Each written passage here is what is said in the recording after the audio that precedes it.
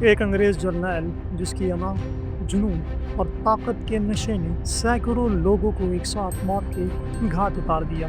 जलियांवाला बाग, अमृतसर में जर्नैल डायर के हाथों हज़ार से ज़ायद मासूम अफराद के कत्लेआम की दिल दहला देने वाली कहानी आज हम आपको सुनाएंगे, जिसने बर्र-ए-सग़ीर यानी आज के पाकिस्तान और भारत में अंग्रेज़ साम्राज्य के खात्मे के लिए ईंधन का काम किया और अंग्रेज़ से आज़ादी की तहरीक में नई जान डाल दी।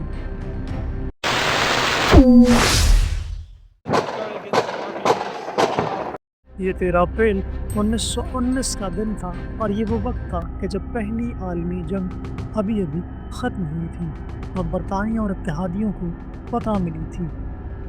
जंग ख़त्म हुई तो बरतानवी साम्राज्य से हिंदुस्तान की आवाम ने आज़ादी का मुतालबा किया और इसकी सबसे अहम वजह ये थी कि जंग में बरतानिया की फतह में 70,000 से ज़ायद हिंदुस्तानी नौजवानों ने भरपूर किरदार अदा किया था।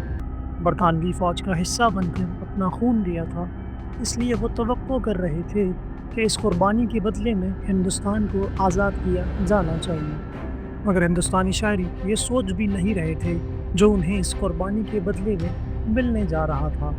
अंग्रेज़ समझ रहे थे कि आलमी जंग के बाद हिंदुस्तान में जो आज़ादी और हुकूक के लिए लहर उठ रही है, उससे दोबारा 1857 जैसी बगावत जन्म ले सकती है।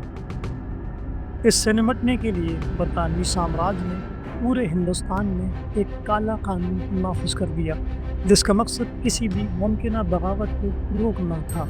इस काले कानून का नाम रॉलेट एक्ट था, जिसके ज़रिए पुलिस बिला किसी जवाज़ के जिसे चाहती थी जेल में डाल देती और सज़ाएं दिलवाती, पर मुलजमान के पास अपील का हक भी नहीं था। और जिस दिन का हम आपको ये वाक़या बयान कर रहे हैं, उस दिन इसी काले कानून के ख़िलाफ़ और आज़ादी के हक़ में पंजाब के शहर अमृतसर के मशहूर जलियांवाला बाग में हिंदुस्तान के तमाम मज़ाहिब से ताल्लुक़ रखने वाले हज़ारों लोग जमा थे।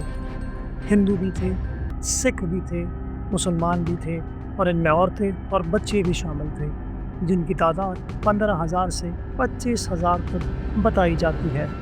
मुजाहिरीन से निपटने के लिए अंग्रेज़ सरकार की तरफ से अमृतसर में फ़ौज तैनात कर दी गई।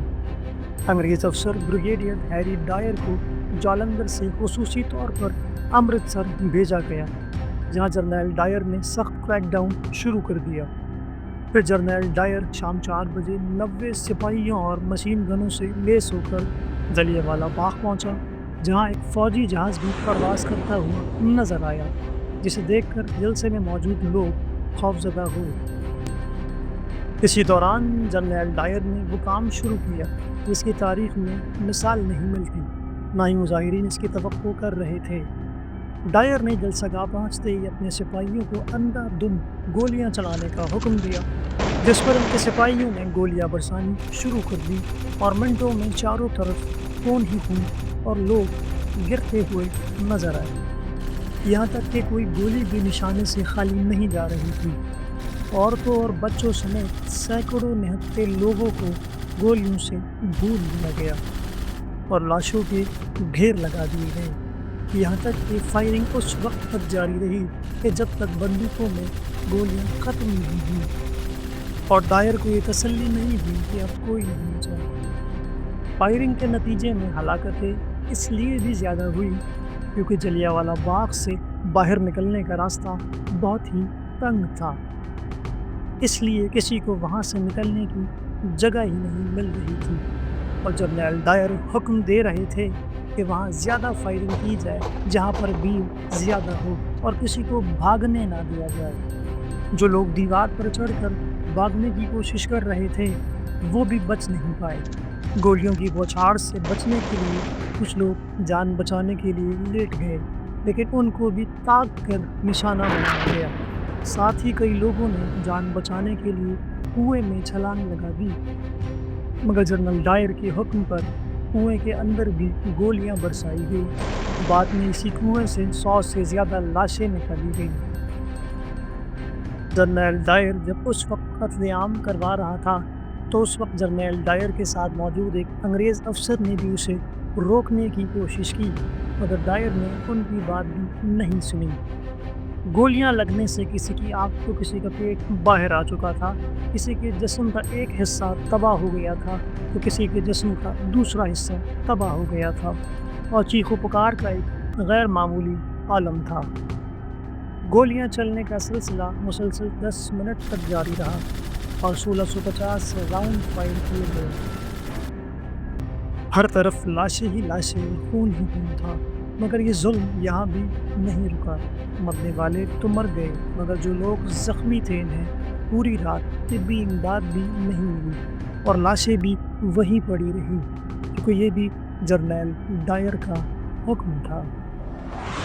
ایک خاتون کسی نہ کسی طرح اپنے شوہر کو تلاش کرتے ہوئے جلیانوالہ باغ کے اندر پہنچی تو انہیں شوہر کی لاش ملی، جس کے سر کو اپنی گود میں رکھ کر خاتون نے پوری رات گزار دی، ساتھ ہی ایک ڈنڈے کو ہاتھ میں لیے لاش کو آوارہ کتوں سے بچاتی رہی۔ ایک غیر معمولی غم کے عالم میں خاتون کو اپنی آنکھوں کے سامنے جنرل ڈائر کے ظلم کی ایک اور کہانی کا مشاہدہ کرنا پڑا، جب ان کے سامنے خون میں لتپت 10-15 سالہ بچے نے ان سے پانی مانگا، لیکن وہاں خون کی ندیاں تو بہہ رہی تھیں، لیکن پانی کی ایک بوند تک نہ تھی۔ تھوڑی دیر بعد وہ بچہ بھی اپنی جان کی بازی ہار گیا۔ اس قتل عام کے بعد ڈائر کے سپاہی اسی کے حکم پر فوراً جلیانوالہ باغ سے نکل گئے۔ ڈائر خود گاڑی میں بیٹھ کر ایسے وہاں سے نکلے جیسے قصائی جانور ذبح کرنے کے بعد مذبح خانے سے نکل آتے ہیں۔ ظلم کی اس شام اور رات کے بعد صبح ہوئی تو لوگوں کی آنکھوں نے یہ منظر بھی دیکھا کہ جلیانوالہ باغ کے اوپر لاشوں کو نوچنے کے لیے پرندے منڈلا رہے تھے، اور شدید گرمی کی وجہ سے لاشیں سڑنے سے بدبو اور تعفن الگ پھیل رہا تھا، مگر جنرل ڈائر کے ظلم کے ڈر سے لوگ اپنے پیاروں کی آخری رسومات تک صحیح سے ادا نہ کر سکے۔ اہم بات یہ ہے کہ جیسے تیسے یہ رات اور صبح تو امرتسر کے لوگوں نے گزار لی، مگر یہ واقعہ ہندوستان کی تحریک آزادی کے حوالے سے ٹرننگ پوائنٹ ثابت ہوا۔ عام لوگوں کے دلوں میں انگریز سرکار سے نفرت انتہا کو پہنچ گئی اور تحریک آزادی کی جدوجہد تیز ہو گئی۔ 1919 میں یہ واقعہ ہوا تھا اور 1947 میں انگریزوں کو ہندوستان چھوڑنا پڑا، مگر یہ واقعہ تاج برطانیہ پر آج بھی ایک بہت بڑے دھبے اور سوالیہ نشان کی صورت میں موجود ہے اور ہمیشہ رہے گا۔ 2013 میں اس وقت کے برطانیہ کے وزیر اعظم ڈیوڈ کیمرون نے بھارت کے دورے کے دوران جلیانوالہ باغ جا کر برطانیہ کی طرف سے اس پر شرمندگی اور ندامت کا اظہار کیا، مگر حقیقت یہ ہے کہ نہ کسی شرمندگی، نہ ندامت اور نہ ہی کسی اور ذریعے سے جلیانوالہ باغ میں سینکڑوں معصوم لوگوں کے قتل عام کا ازالہ نہیں کیا جا سکتا، اور یہ پوری انسانی تاریخ میں ایک بدنما داغ کے طور پر موجود رہے گا۔